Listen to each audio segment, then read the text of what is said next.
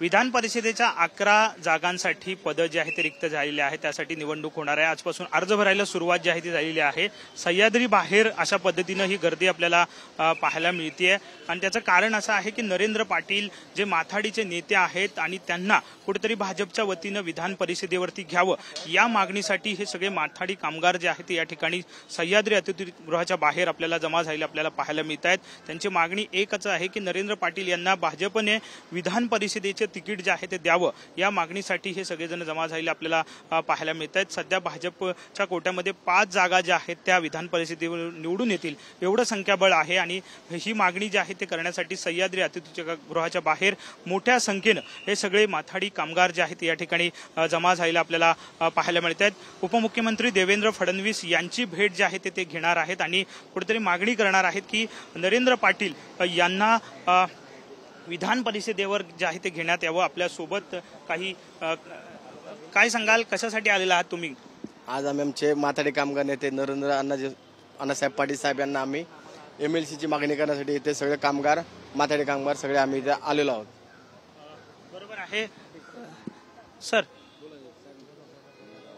काय कशासाठी आलेला आहात? आज आम्ही आपले नेते नरेंद्र साहेब पाटील माथाड्यांचे नेते आहेत, त्यांना येणाऱ्या MLC च्या आता जे रिक्त झालेल्या आहेत जागा त्याच्यामध्ये संधी देण्यात येईल, जेणेकरून माथाड्यांचे आणि मराठ्यांचे प्रश्न सोडवण्यासाठी नरेंद्र साहेब नेहमी तत्पर तयार असतात आणि अशा वेळी जर आमदारकी जर MLC भेटली तर माथाड्यांचे प्रश्न किंवा मराठ्यांचे प्रश्न सहजरित्या सरकारच्या माध्यमातून सोडवत अशा आहे। कोणाची भेट घेणार आहात?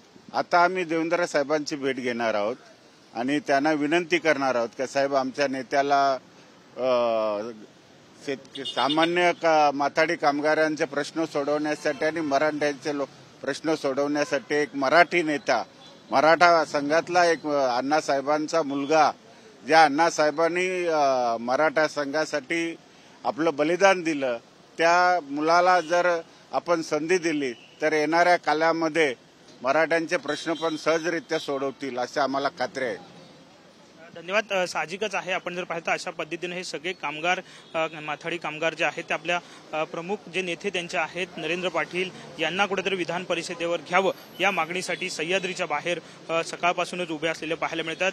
थोड्याच वेळात या ठिकाणी उपमुख्यमंत्री देवेंद्र फडणवीस येतील आणि त्यांची ते भेट घेऊन विनंती जी आहे ते करणार आहेत आणि कुठेतरी माथाडी कामगारांचा सन्मान जो आहे तो करावा अशी मागणी या ठिकाणी हे सगळेजण करताना आपल्याला पाहायला मिळतात। कॅमेरामन रोहन पवारसह विनायक डावरू, TV9 मराठी, मुंबई।